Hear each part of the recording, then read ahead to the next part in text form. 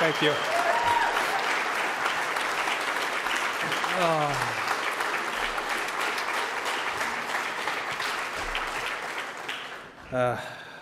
Crap, I just lost a bet to Stricker I wouldn't cry. Thank you, Sam. All the inductees, all the people who, all of past Hall of Famers who are here, players, the World Golf Hall of Fame Committee, thank you for inducting me and passing me in here.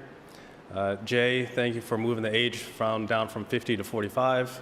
I'm gonna start kind of retro. So I'm gonna go at 6 years old, so 40 years ago. So at 6 years old, I was getting hooked to the game of golf. My dad was playing, and he was a member and was able to play at what was called the Navy Golf Course in Long Beach, California. In order to play as a dependent, you had to be 10 years of old or older. Obviously, I did not fit that criteria. So in order for me to kind of play in the game, we found a par 3 course, Hartwell Golf Park in Long Beach. So my mom took me there, and the pro, Rudy, at the time, my mom was like, hey, can my son play here and practice here a little bit? Okay, let me see him hit a few shots. Well, I hit a few shots, and he says, okay, he's got unlimited balls. So that's where I ended up started playing. So fast forward a couple years, I'm now 8 years old. I'd be dropped off. One of the great things about playing at Hartwell, they had a tournament every Saturday. So I spent the week practicing at the park, which is right down the street. So my dog Boom Boom and I, which I named after Freddie, we'd go down to the park. I'd hit balls in the dark, in the grass, through trees, in the sand, through the hula hoops, everything, right? So my dog, I would only hit 2 golf balls. He would go lay down next to each one of them. Well, that's kind of how I learned how to play the game of golf. Well, at the age of 8, my mom, during those tournament days, was so supportive and so great, she would give me 75 cents. So the 75 cents will allow me to buy a hot dog, and then 25 cents would be used to use the payphone to call her to come pick me up. And if the payphone swallowed it, I had a backup. Well, that backup then turned into putting contest, which I ended up pocketing a few more quarters, which led into skins games, which led into Dad's finding out why, okay, how did you get more quarters? Then he's saying, okay, well, you can't putt for quarters. Fine, done. I won't putt for any more quarters. I come home a week later, I got a pocket full of dollars. I told you not to putt for quarters. I didn't. Okay? No more putting for money. Done. Next week, come home with a pocket full of dollars. He says, I thought I told you never to putt for money again. I didn't. I went out and played skins. So that was my introduction at about age 8 to about 10. So during that time, my dad used to get off work at 4:12 at McDonnell Douglas. And my mom would drop me off at the entryway to the golf course. Well, I would make my way to what they call the old back nine, is a ditch. So my dad, as you have known, is a former Special Forces and a Green Beret. So Mom would drop me off. I would hop into the ditch. I would then walk on the south side of the ditch, because the clubhouse was perched up 2 stories. So they could only see on the north side of the ditch.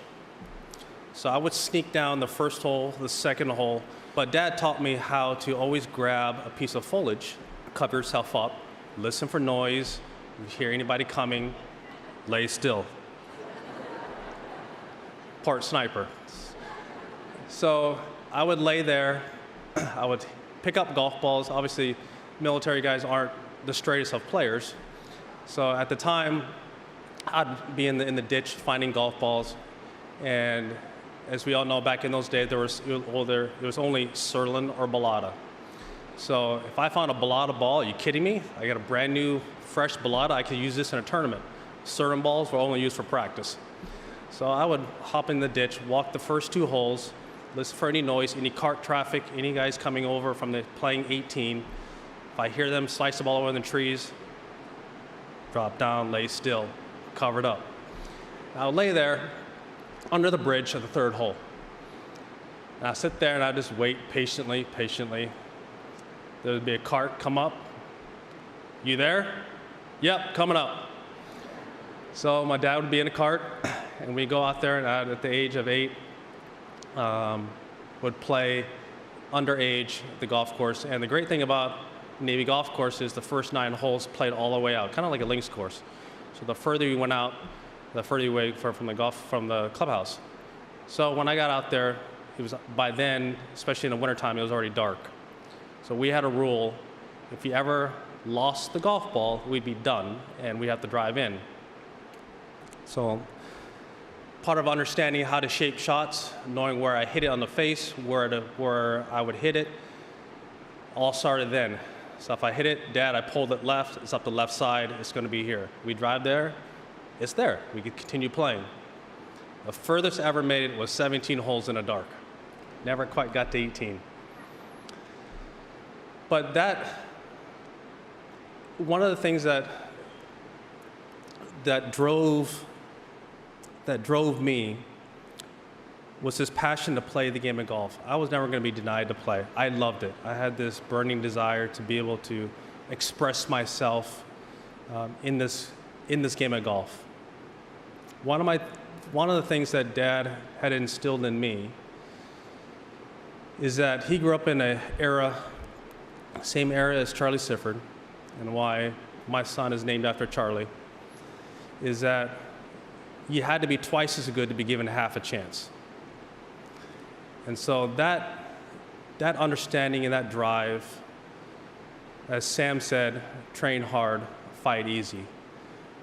I made practicing so difficult, hurt so much, because I wanted to make sure that I was ready come game time. I hit thousands of balls, hands bleeding, aching, just so that I could play in a tournament. Southern California Junior Golf Association had amazing tournaments throughout the summer. We'd play all these great golf courses. Now, meanwhile, you have to understand, I only played Hartwell or snuck on the Navy golf course. So one of the neatest things in the world for me was to play on a golf course as I read the name of the golf course, and it had the 2 letters after it, CC. So I was going to go play a country club. So we were going to have fresh greens, not these bouncy POA greens that's all over the place where they're cut probably twice a week. I'm going to get a chance to play fresh greens. Well, playing at some of these golf courses, I was not allowed in the clubhouses where all the other juniors were. The color of my skin dictated that. As I got older, that drove me even more. So as I was denied access into the clubhouses, that's fine. Put my shoes on here in the parking lot. I asked 2 questions only. That was it. Where was the first tee, and what was the course record? Not complicated.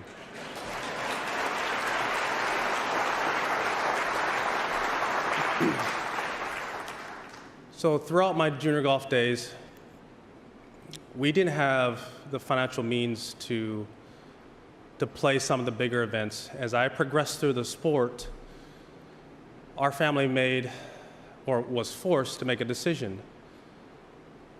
As I became of age, I was about 14, 15, I was going to start playing what is called the AJGA, American Junior Golf Association. It was at that time in its infancy stages. But it was where all the top junior golf players were playing all around the country. They were getting exposed to possible collegiate scholarships. College coaches were there to watch them play. Obviously, we didn't know that we were going to have enough money for me to go to college or top college or be recruited. So my family made a tough decision, and at the age of 14 and a half, we took out a second mortgage so I could go out and play the AJJ Tour.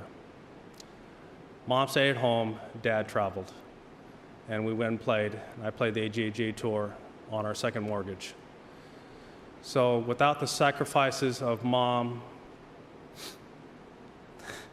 who took me all to the teacher golf tournaments, Dad, who's not here, but who instilled in me this work ethic to fight for what I believe in, chase after my dreams. Nothing's ever going to be given to you. Everything's going to be earned. If you don't go out there and put in the work, you don't go out and put in the effort, one, you're not going to get the results. But two, more importantly, you don't deserve it. You didn't earn it. And so that defined my upbringing, that defined my career, and which allowed me to get into a great university like Stanford. From there, I turned pro, and Phil Knight is here, CEO of Nike. And at the time, Wally Uline was a president and CEO of Titleist. Very generous of signing a little punk kid from Stanford, 20 years old, to these exorbitant contracts.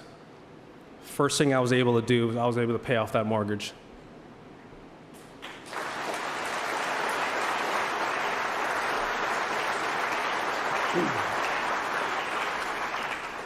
I've gone on to have a successful career. I've been able to play around the world, see cultures, play in different places. One of the goals I had early on in my career was to win on every single continent. Well, I didn't play in the Antarctic floorball. That was out. I lost in a playoff to Nick Price at Sun City in '98. And then we played the President's Cup in South Africa, where our captains, or my captain, Jack Nicklaus, and the international captain, Gary Player, when we went into a playoff, we thought it was in the best interest with Tim Fincham, that it was in the spirit of the game to end the event on a tie. Well,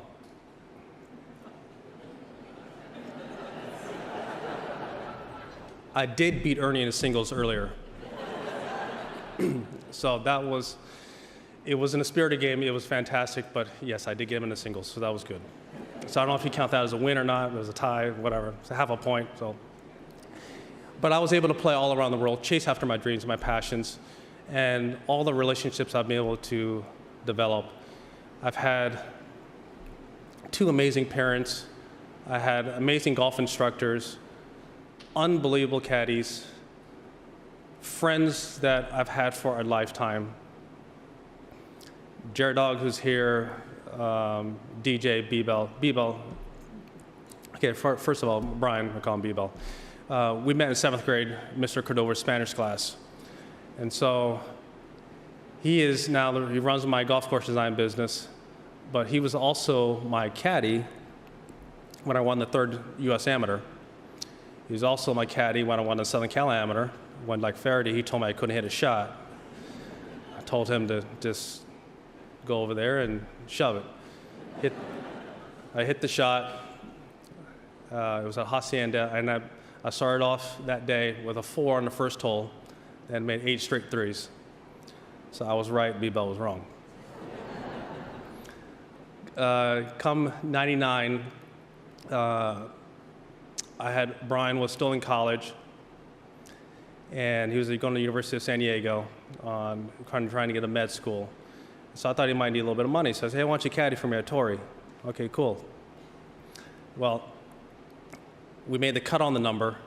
I was last off the back 9 on the South course. I shot 62, 65, and beat Billy Ray Brown on the last hole with an eagle. Come Saturday, one of the coolest shots I hit was on the 6th hole, was his blistering 3-wood right down the middle of right down the gut. Hit a sprinkler head, bounced up on the green, rolled up to the hole, 6 feet. He says, great shot, but if you miss it, it doesn't count. So all these years later, I gave him the car, which was funny because I put him into a different tax bracket, which he wasn't very happy with. But you have to understand, I got to this position because of my upbringing, having two unbelievable parents, but I didn't get here alone. I know that golf is an individual sport. We do things on our own a lot for hours on end. But in my case, I didn't get here alone. I had unbelievable parents, mentors, friends who allowed me and supported me in the toughest times, darkest of times, and celebrated the highest of times. So I just want to say thank you to my mom, Sam, Erica, Charlie, everyone here, all my friends that have come to be here. This is an individual award, but it's actually a team award. All of you allowed me to get here. I just want to say thank you very much from the bottom of my heart.